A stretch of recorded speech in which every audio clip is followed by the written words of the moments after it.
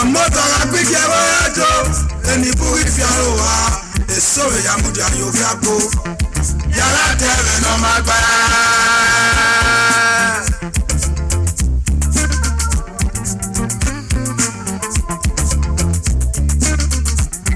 atero witendo ayodo we muje oriyo igario muje elie vedo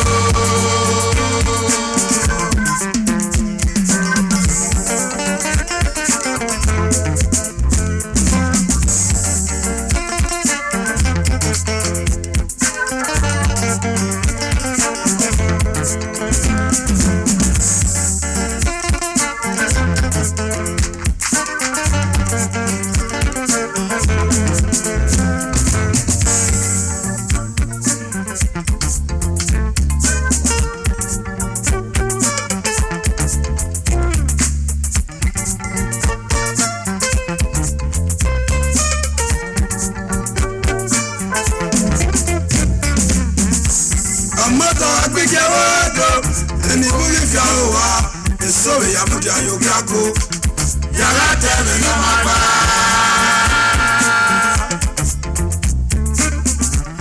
atero witendo ayodo we muje oriyo igario muje elie vedo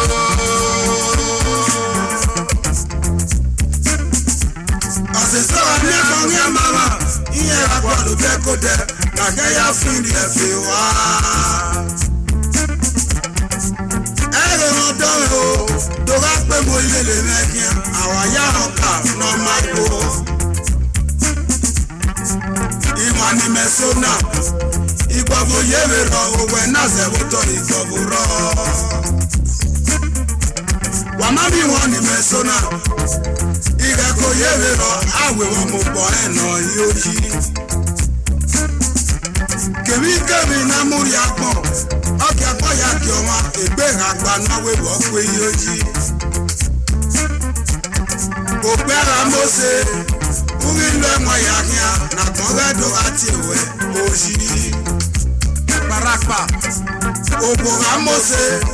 uri lo mo ya nia na kon redo ati we asawo igbiya no mama ama la gori o uri lo mo ya nia na kore durati we ase ayama tanga ware ko ware kekio akmoja we binoreke arambo pepe gboboro ware ko ware kekio akmoja ye biyegbe urapo wa we wona miho wewe ojo peyo ware ko ware kekio eba mi eba gbona ya sere urati moto agbe wona miho abojojo Omoto Agbes eni buri fiarowa esowe ya mudi ayofiapo yala tebe no magba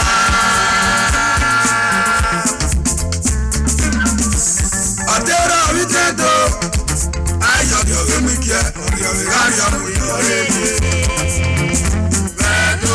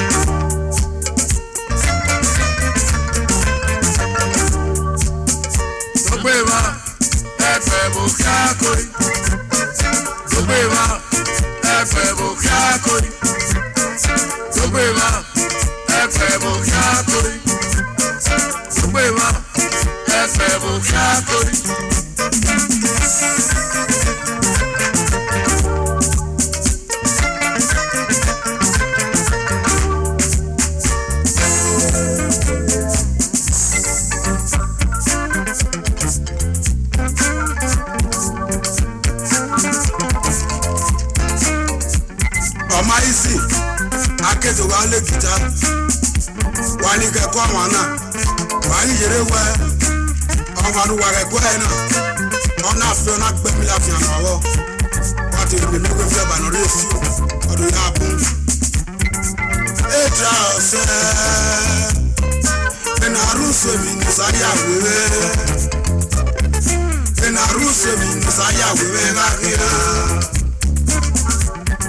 okwe akeboko nagake kome Holy Ghost fire pete Eni Jesus okwe akeboko wagakpe yiwọn ni mesona egedu ami wale Eni Jesus degi wọn weso mwetinya usanira negara mi wele Eni Jesus degi kiwedo mwetinya usanira negara mi wele Eni Jesus